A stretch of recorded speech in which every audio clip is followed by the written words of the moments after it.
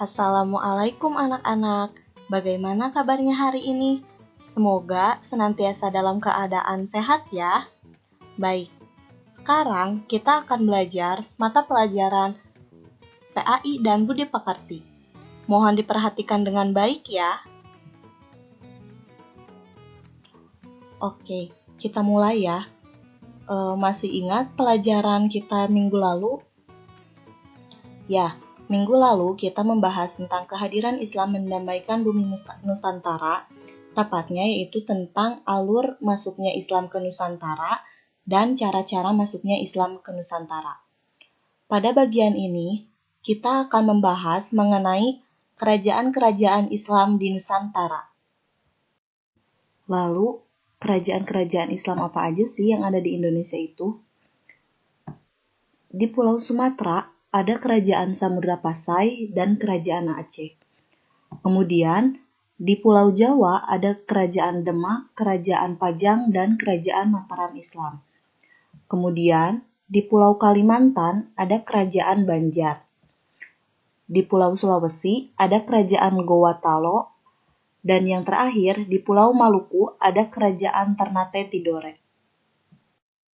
Baik, pertama kita akan bahas mengenai Kerajaan Samudra Pasai. Kerajaan Samudra Pasai merupakan kerajaan Islam pertama di Indonesia yang berdiri pada pertengahan abad ke-13 Masehi. Kerajaan Samudra Pasai terletak di pesisir timur Laut Aceh, Kabupaten Lok Sumawe. Raja pertamanya adalah Sultan Malik Al-Soleh. Salah satu bukti berdirinya Kerajaan Samudra Pasai adalah adanya nisan kubur yang terbuat dari granit asal Samudra Pasai. Dari nisan itu, kita dapat mengetahui bahwa raja pertama Samudra Pasai yaitu Sultan Malik Al-Soleh meninggal pada bulan Ramadan tahun 696 Hijriah yang diperkirakan bertepatan dengan tahun 1297 Masehi. Nah, ini adalah raja-raja dari Kerajaan Samudra Pasai. Pada tahun 1521 Masehi, Kerajaan Samudra Pasai berhasil ditaklukkan oleh Portugis. Sejak saat itu, Kerajaan Samudra Pasai mengalami kemunduran.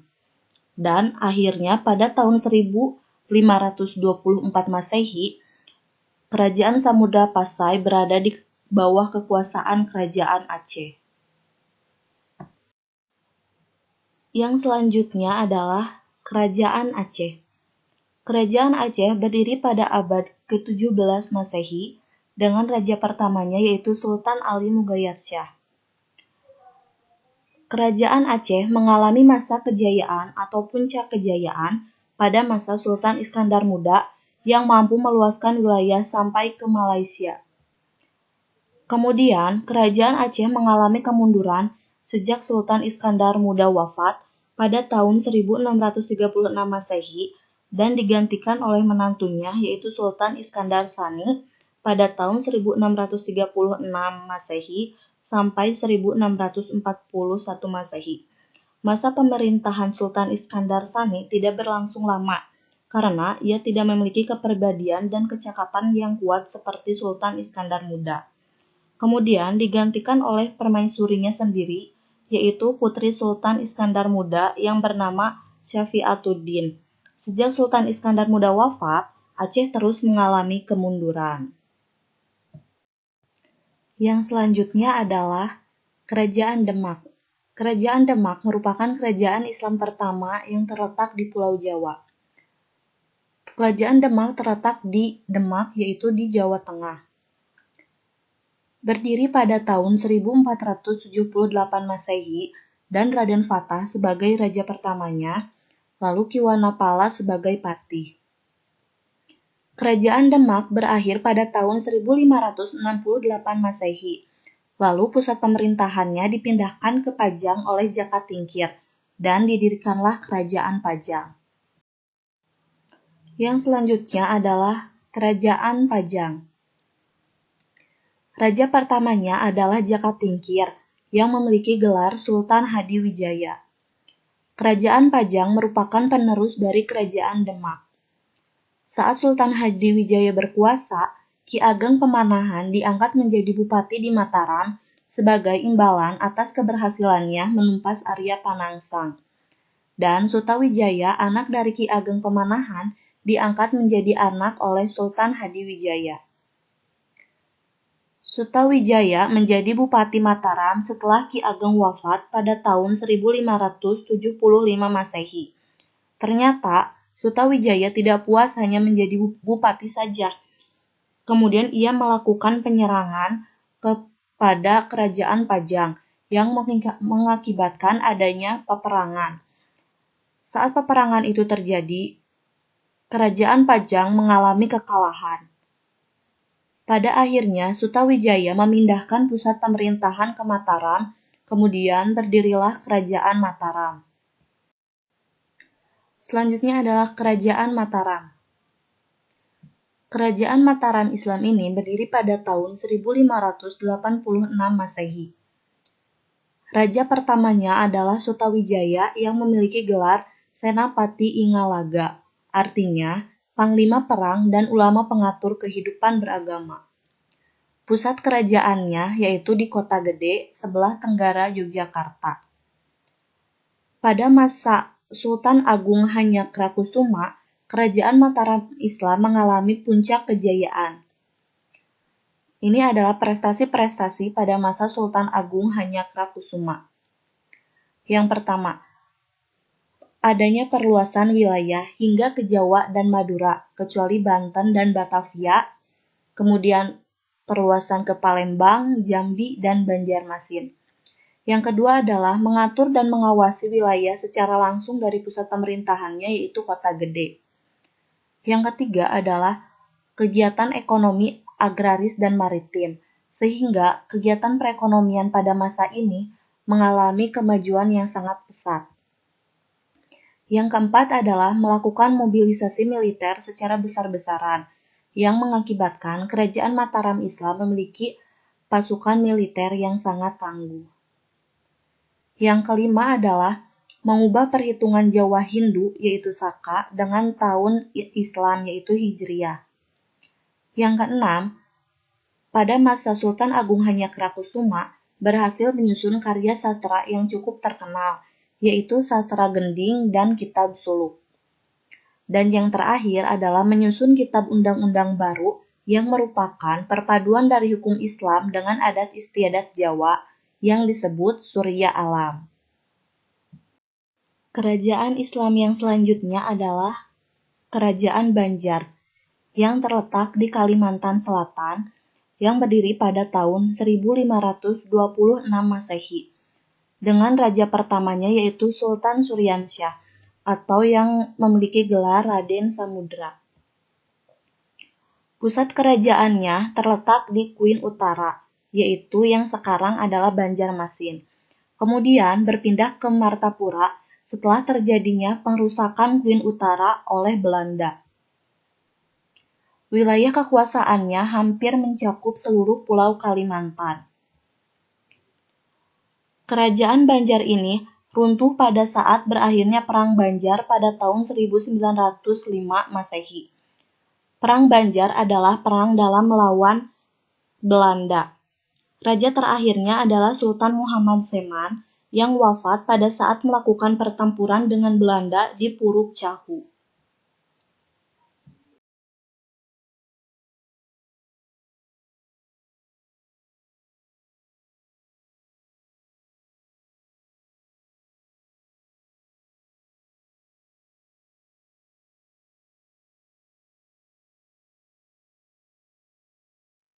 Yang selanjutnya adalah Kerajaan Ternate, yang berdiri pada abad ke-13 Masehi, yang terletak di Sampalu.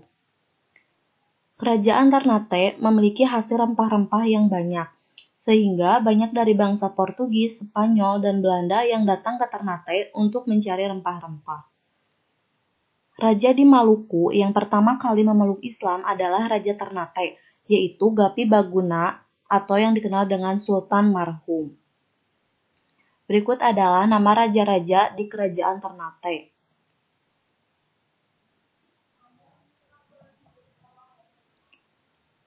Pada saat itu terjadi persaingan perdagangan antara Ternate dan Tidore. Dan pada awalnya kerajaan Ternate bersekutu dengan Portugis dan kerajaan Tidore bersekutu dengan Spanyol. Namun pada akhirnya Portugis mulai bersikap tidak adil dan langsung memulai memonopoli perdagangan, bersikap angkuh, kasar, dan ikut campur terhadap masalah intern di Kesultanan Ternate. Kemudian kerajaan Ternate ini mengalami kemunduran setelah Sultan Babuloh wafat. Yang terakhir adalah Kerajaan Tidore. Kerajaan Tidore berpusat di Tidore, Maluku Utara. Raja pertamanya adalah Syahadati atau Muhammad Naklal. Kerajaan Tidore merupakan penghasil cengkih terbesar. Pada awalnya, kerajaan Ternate dan Tidore hidup berdampingan tanpa konflik. Namun, pada akhirnya terjadi konflik akibat persaingan perdagangan dan politik di Maluku. Pada tahun 1512 Masehi, bangsa Portugis dan Spanyol memasuki Maluku. Pada tahun 1529 Masehi, Portugis yang dibantu Ternate menyerang Tidore dan Spanyol. Portugis mengalami kemenangan sehingga dapat menguasai perdagangan rempah-rempah di seluruh Maluku. Kemudian pada akhirnya, kerajaan Ternate dan Tidore sadar bahwa mereka telah dimanfaatkan oleh Portugis dan mereka memutuskan untuk bersatu mengusir penjajah. Portugis akhirnya kalah pada tahun 1575 Masehi. Dan kerajaan Tidore mencapai puncak kejayaannya pada masa Sultan Nuku. Beliau berhasil mengusir penjajah dari Ternate Tidore dan berhasil mempersatukan kerajaan Ternate dan Tidore. Berikut ini adalah peninggalan-peninggalan dari kerajaan-kerajaan Islam di Indonesia. Di Kerajaan Samudra Pasai, di antaranya ada Hikayat Raja Pasai, Lonceng Cakradonya, dan Makam Sultan Malik Al-Soleh. Di Kerajaan Aceh, ada Masjid Baitur Rahman, Benteng Indraprata, dan Makam Sultan Iskandar Muda. Di Kerajaan Demak, terdapat Masjid Agung Demak dan Pintu Bledek. Di Kerajaan Gowatalo, terdapat Benteng Fort Rotterdam, Benteng Somba Opu, Makam Sultan Hasanuddin, dan Masjid Katangka. Kemudian di Kerajaan Ternate Tidore, terdapat Makam Sultan Babuloh, terdapat Masjid Ternate, dan Keraton Tidore. Alhamdulillah, pembahasan mengenai kerajaan-kerajaan Islam di Nusantara telah selesai. Untuk menambah wawasan kalian, jangan lupa dibaca bukunya ya. Kemudian, jangan lupa pada pertemuan selanjutnya, kita akan membahas mengenai materi optimis. Terima kasih. Wassalamualaikum warahmatullahi wabarakatuh. Tetap semangat belajarnya dan jaga kesehatannya ya.